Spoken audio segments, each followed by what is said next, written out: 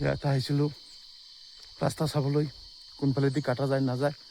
সেইফালে কাটি আছে, ৰাফ কাটিং কৰি আছে। এইফালে মোৰ মেচিনটো এই আগত আছে।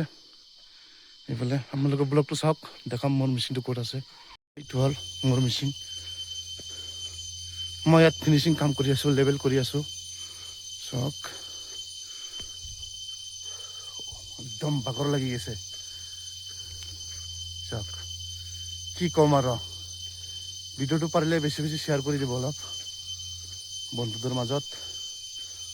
মোক অলপ ছাপোৰ্ট কৰিব আপোনালোকে।